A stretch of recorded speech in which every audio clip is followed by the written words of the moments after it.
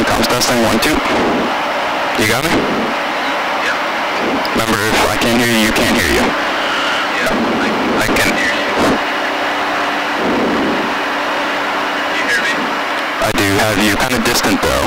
Not really, you gotta be touching. Oh, now, okay. Okay, what all this crap,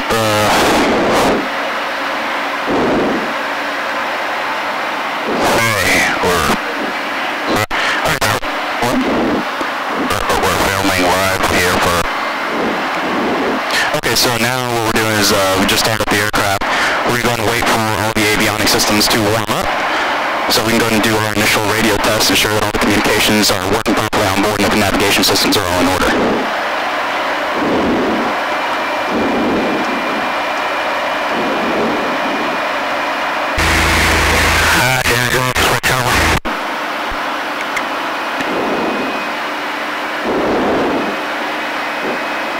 We'll be staying local today, so we'll go ahead and dial in our current location.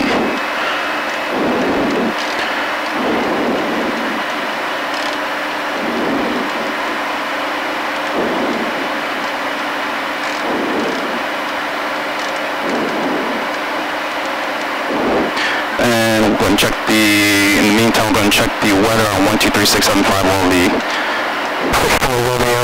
radio check. They obtained their radio. Alright,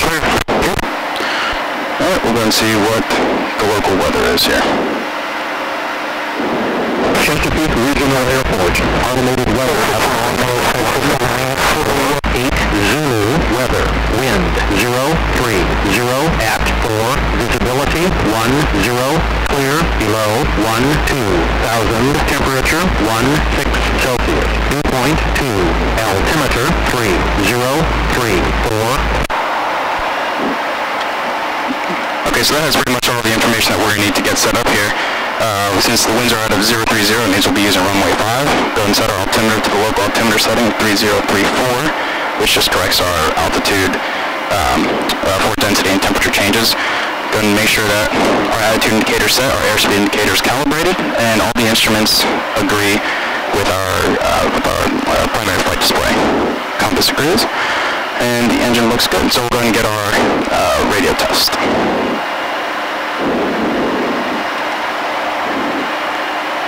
Chesapeake Unicom, Cirrus 889 Lima Delta, radio test please. And we have you loud and clear, thank you. Alright, so they got us loud and clear, that means our comms are working. Go ahead and test the brakes real quick. The brakes are good, and we'll go ahead and let everybody at the airport know that we're ready to taxi out to runway 5. Chesapeake traffic, Cirrus 889 Lima Delta is at Tidewater Flight Center, taxiing to the active runway 5, Chesapeake.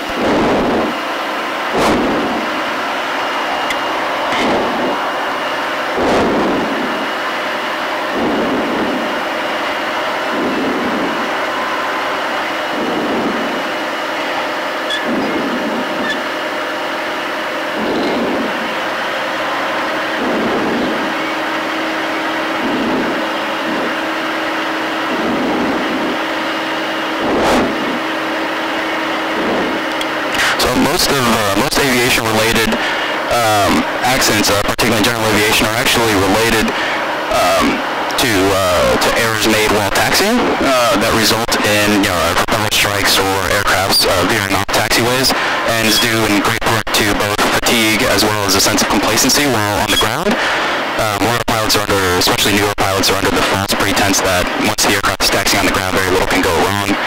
So as a result, there's a lot of runway incursions.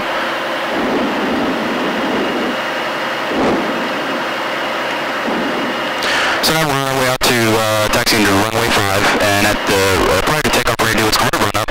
And during the run-up, we're going to essentially run up the engine to the revolutions per minute or two, rather than 4 traffic. Trouble 520 Romeo, full power, taxi So as we get closer to the end of the runway, we're going to do a run-up prior to departure. And during that time, we'll essentially be running tests on the engine to ensure that that everything is running properly. We'll check oil pressure, oil temperature, and various other readings to ensure that the aircraft is prepared for flight and that it's in airworthy condition. How technical are you wanting me to get? Right, that's perfect. Okay. So you'll see up here on the left there's already a Cessna 172 that's in the run-up area, so we'll pull up next to them, and it's probably essentially the same procedures. We'll probably be number 2 for takeoff.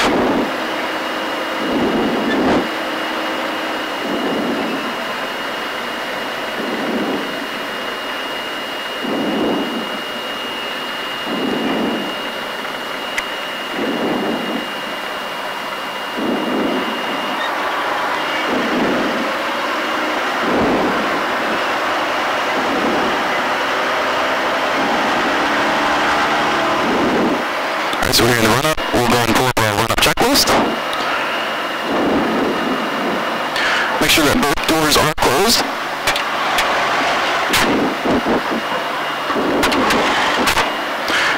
Both doors are closed. The CAPS handle, the pin is removed. The seatbelt store harnesses are being worn. Fuel quantity is verified at about full tanks. We'll be running off of the right tank for now.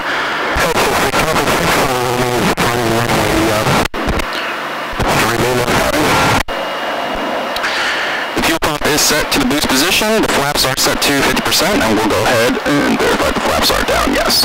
The transponder is set to 1200. The autopilot is set off. Navigation radios are tested. Cavity and defrost is set. Brakes we've already tested. We're going to go ahead and advance our mixture to full rich and our power lever to 2000 RPMs. We'll go ahead and run a test on the alternator. So what we're looking for here is we're looking to ensure that we don't have any abnormalities in any of the 6-cylinder head temperatures as we run the engine up to 2000 RPMs.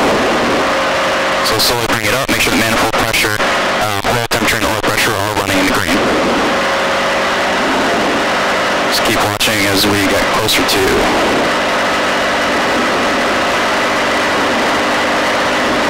there's 2000, so we want to make sure that alternator 1 is functioning correctly. We do have 0 amps and we have pulse charging. There we go, and make sure that our battery is drawing power correct. We'll go ahead and bring it back to 1700 RPMs.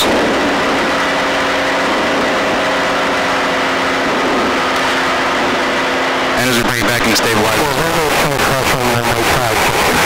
as it brings it back to about 1750, we'll do our magneto test. We're going to register the RPM drop to no less than 100.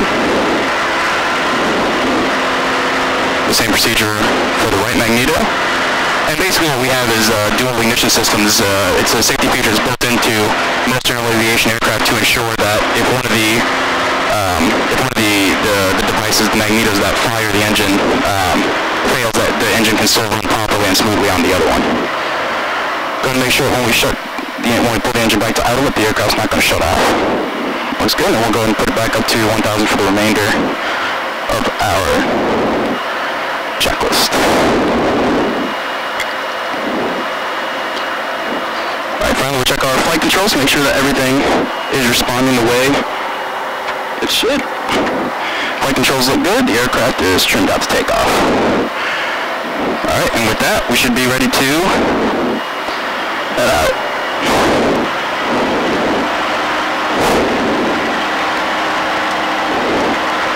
Alright, we'll do a quick turn just to ensure that no other aircraft are in pattern.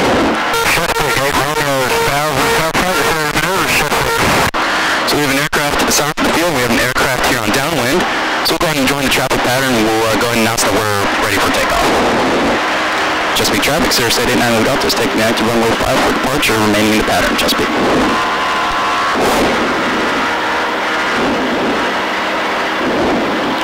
So at this point, I would ensure that all the passengers on board are prepared for takeoff. So at this point, I would ensure that all passengers on board the aircraft are prepared for takeoff. If there's any discomfort, I would go and adjust that at this point and abort the takeoff if necessary.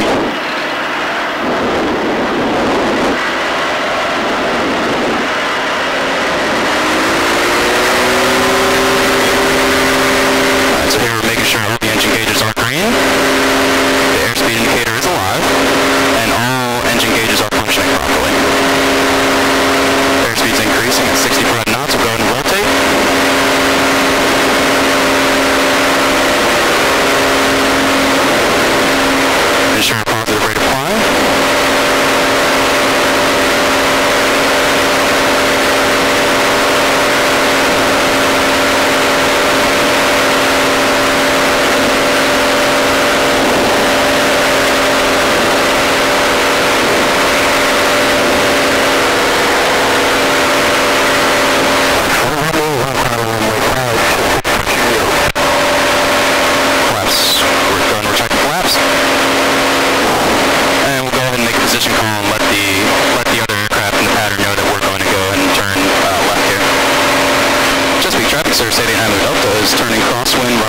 Chesapeake.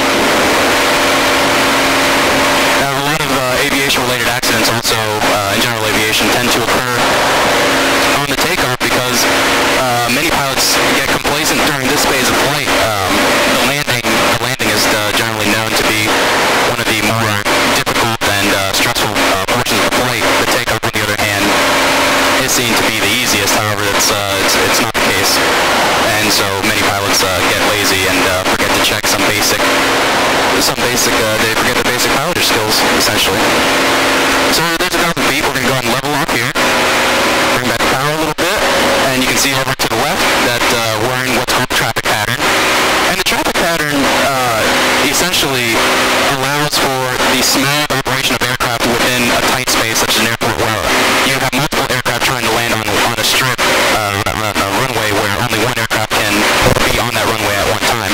It would be the equivalent of having various one-way streets to reduce congestion in a particular area or section of town. So our beam threshold here, our engine gauges all look good, so we'll go and retract throttle back to about 1,500 RPM or so. We want to slow down and begin our descent, our initial descent back into Chesapeake.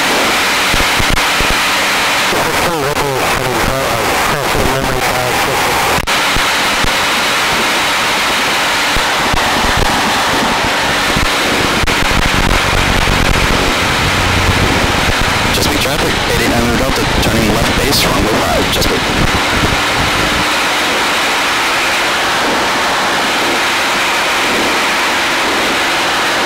So we're about 800 feet now. We're descending slowly into Chesapeake at a rate of about 500 feet per minute.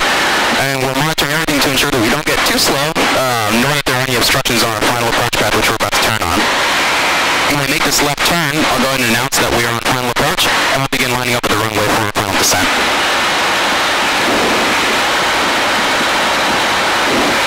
And the final approach path is clear. Chesapeake traffic, Cirrus 8900 Delta is turning final runway 5, touch and go, Chesapeake.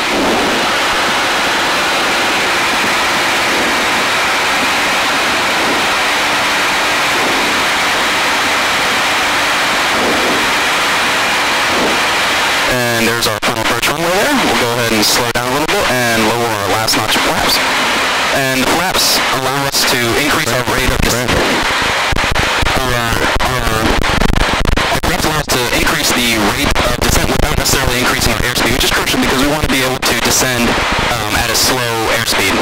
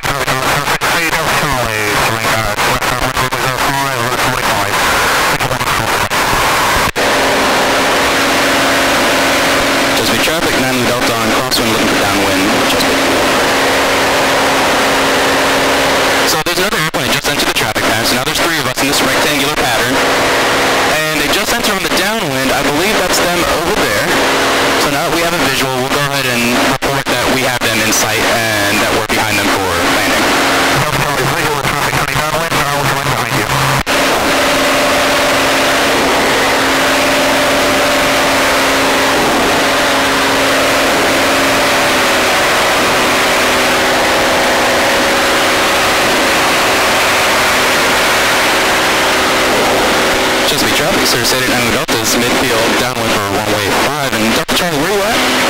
I'm behind you, I just tried to turn downwind. I told you.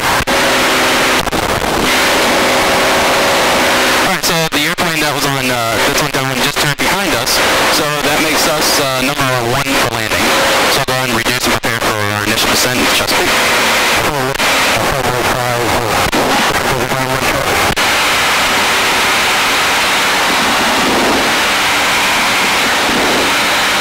Go and lower our first notch left. Copy, come on, 468, runways midfield, left runways out from right.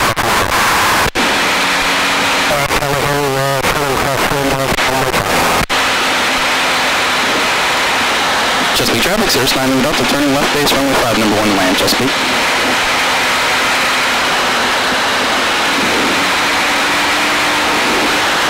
So there's 2 aircraft to land behind us. We're number 1 for landing at this point, and we're just setting up the aircraft right now for the landing configuration. Again, we'll make sure that the front approach path is clear before turning left for our final approach into runway 5, Chesapeake. The Cirrus is one of the most technologically advanced aircraft in the general aviation 4-seat propeller market. So it does have various safety features, for example, letting you know when you get too close to the ground. Occasionally you'll hear it yell out or indicate what altitude we are at. Chesapeake traffic, Cirrus 89 Delta, short final, runway 5, touch and go, Chesapeake.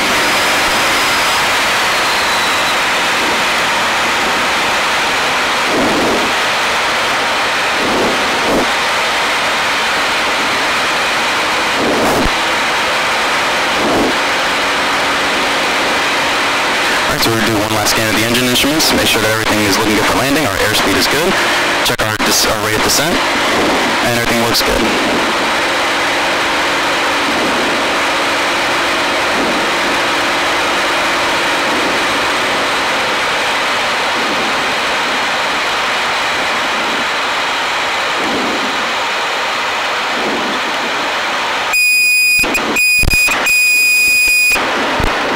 There's our touchdown. We'll go ahead and lift the flaps and prepare the aircraft to take off.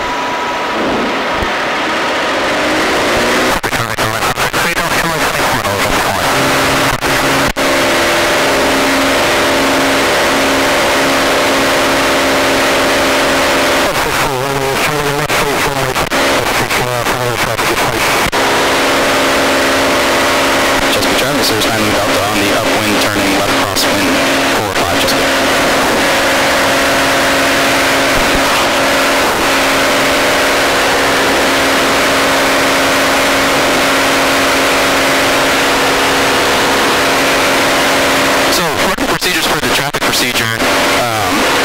Include procedures for departing the airport in a manner in which that is uniform, so that all aircraft know which direction most aircraft that are departing the airport will go. And the reason they do this is to ensure traffic avoidance or collision avoidance procedures. That didn't make any sense. And again. So we're at the point where we're prepared to exit the traffic pattern at this time. We're prepared to exit. So traffic pattern procedures at small general aviation airports.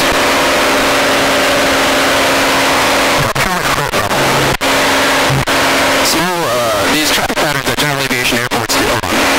Chesapeake traffic, Cirrus 89 Delta is on downwind runway 5, departing pattern to the southwest, Chesapeake.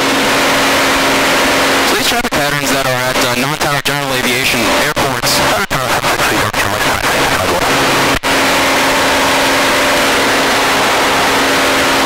Chesapeake traffic, Comma 65680 is 5 south of Lake Howard, but no rain for about 3,000 feet, Chesapeake. So what we're doing here is there's another aircraft in the area that's 5 miles south. So it should be approximately at 10 o'clock at 3,000 feet. We're climbing to about 3,000 at 1,500 currently. And we'll check our radar to make sure that there's no aircraft, or that the aircraft rather is not in any collision path with us. Now when we're departing the airport area, the traffic pattern does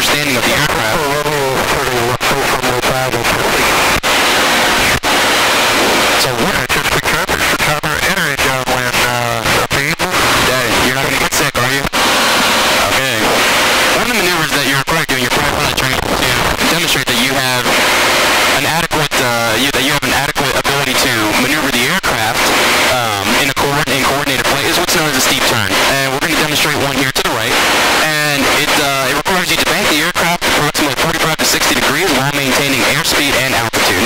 So we'll go ahead and make sure we're clear to the right, and we'll go ahead and do a steep turn over Lake Drummond here.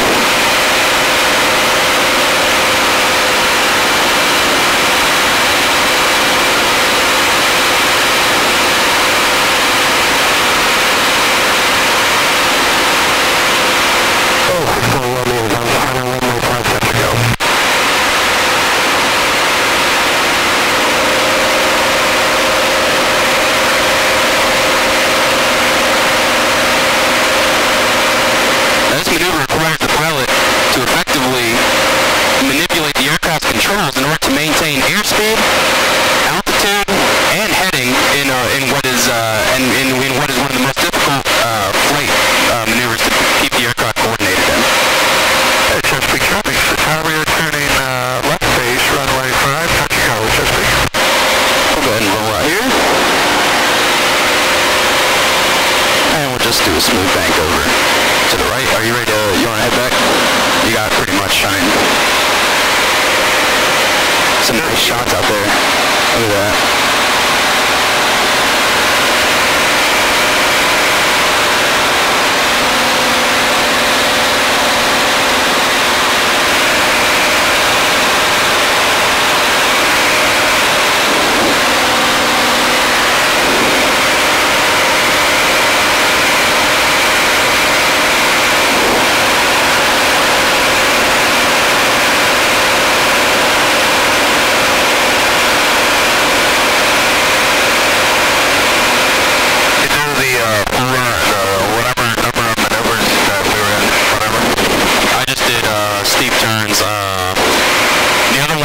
It's not, you're not really going to be able to tell. Oh, okay.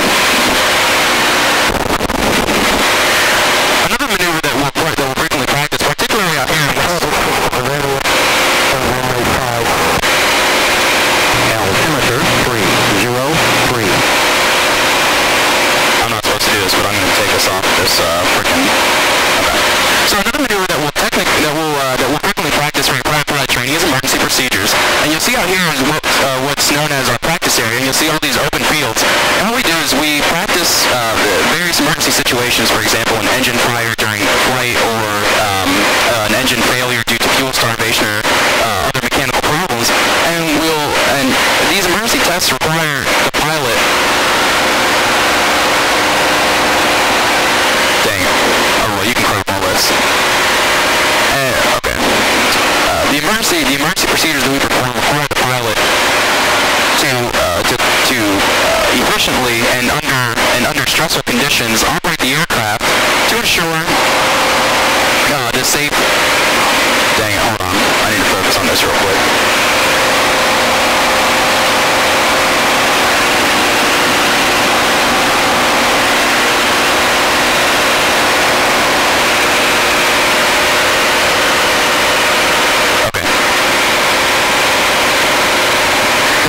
Training on emergency procedures typically involves responding to certain emergency procedures during flight, which may include, for example, engine fires during flight, or engine failures due to mechanical issues with the aircraft engine. And training typically consists of flying at around 3,000 feet, an average cruise altitude, over some of this what's called the practice area, these fields out here, and it requires the pilot to effectively maneuver the aircraft in an idle state under stressful conditions, and to prepare the aircraft for an off-field landing. These same maneuvers, these same practice techniques are then further tested during the practical examination by an FAA registered examiner.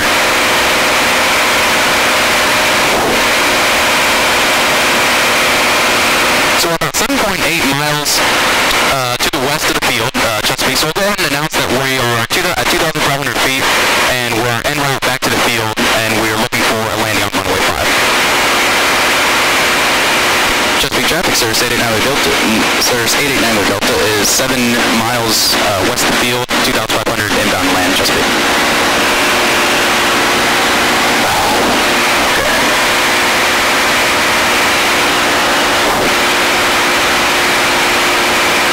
Go ahead and begin our descent down to 1,500 feet.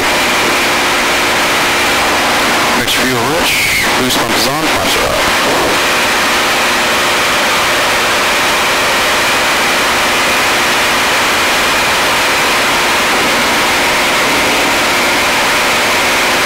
Engine looks good, and we'll make sure that we have power.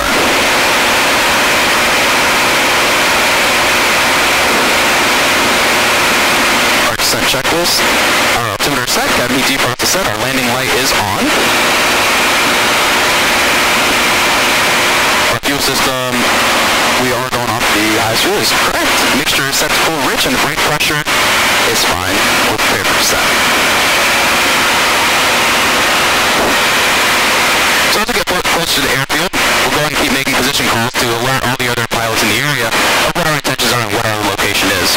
Not all aircraft are as technologically advanced as the one which we're flying in right now, so they don't have a convenient radar screen that shows us the altitude and the location of other aircraft in the area with respect to our current position. So we'll go ahead and let them know where we are.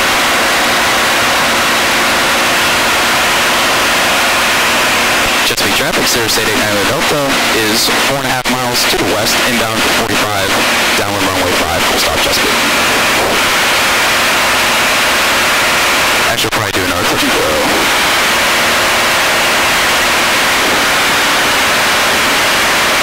Oh, I'm not making calls. Crap, not good.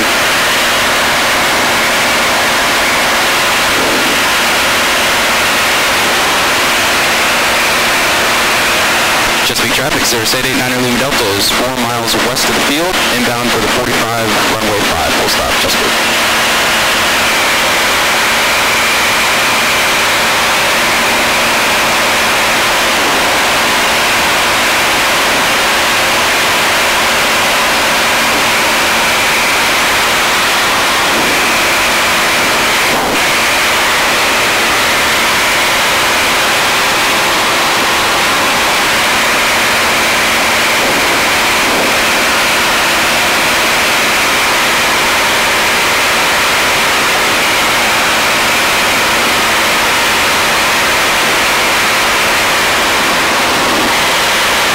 So we want to continue our descent to what's known as traffic pattern altitude.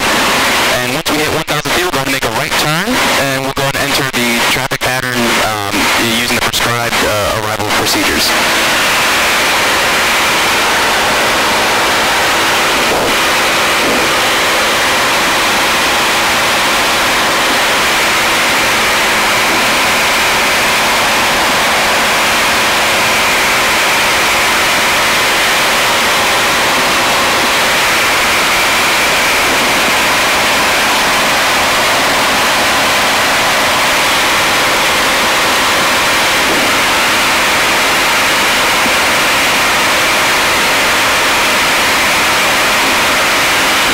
Chesapeake traffic, Cirrus 889 Delta is 3 miles north of the field, inbound for the left 45, downwind for runway 5, Chesapeake.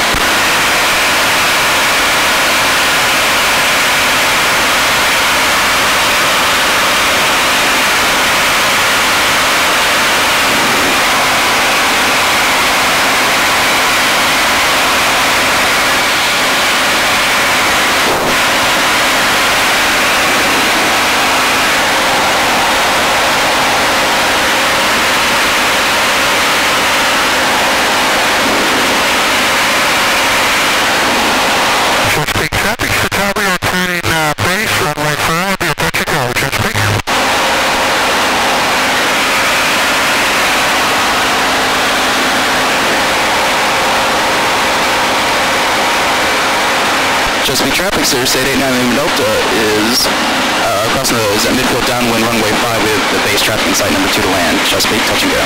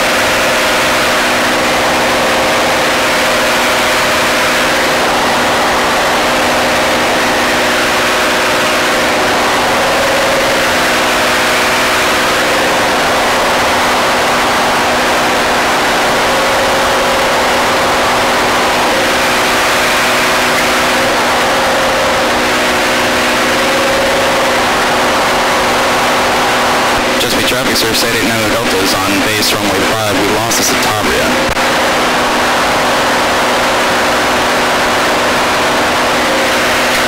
What an idiot. Dude, they don't hear me?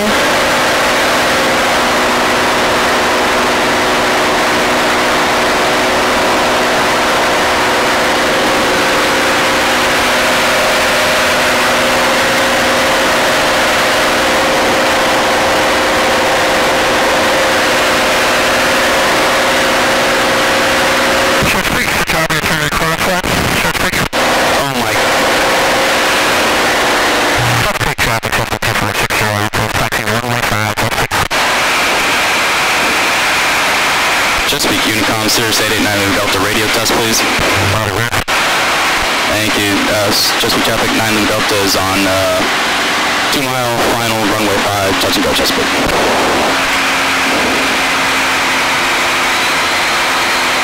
Now we have a ridiculous landing. This is Tabria, approaching midfield on downwind.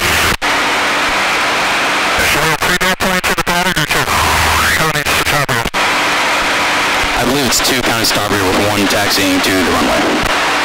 Got it. Roger, thank you. Now you want to make calls. I'm going to try to get us down here so we can make a, so I can try to get, at least you can use the end of this landing, because obviously this guy botched it for us. Another maneuver that you need to demonstrate during the private pilot procedure is the ability to slip the aircraft or to Master Tabria, and the numbers were for number 2 for runway 5, your full stop. Chesapeake.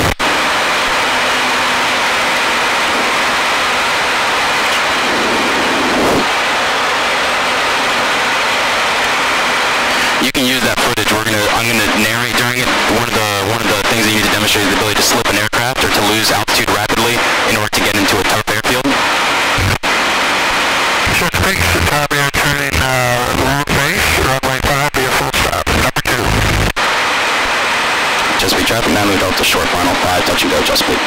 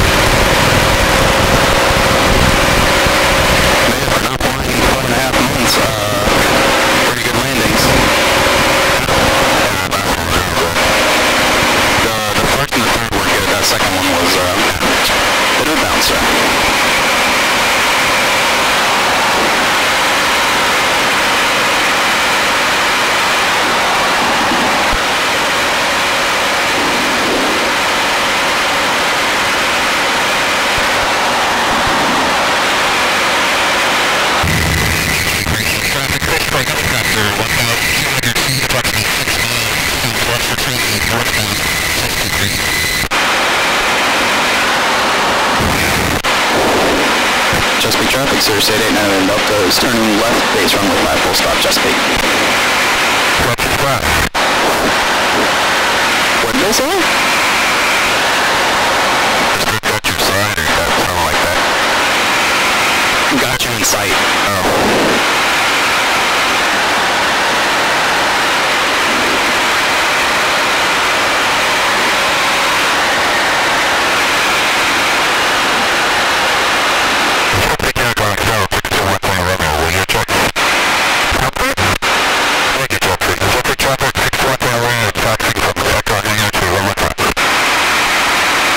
Chesapeake traffic, Cirrus 889 Delta is final runway 5, full stop, Chesapeake.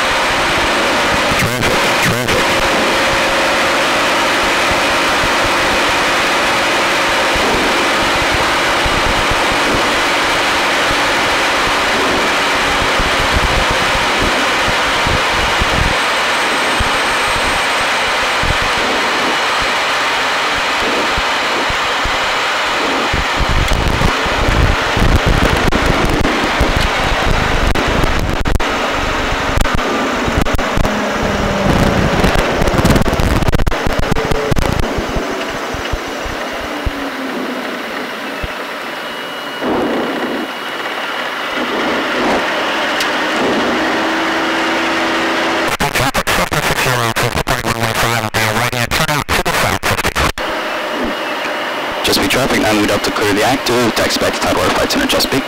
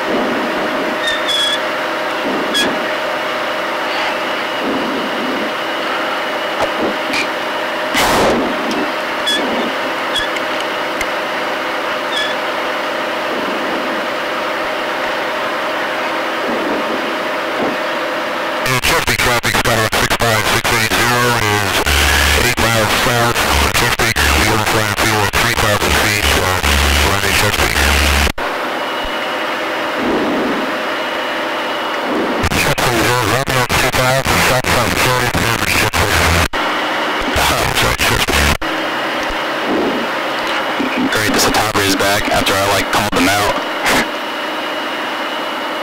Should. People need to, it's unsafe what they were doing.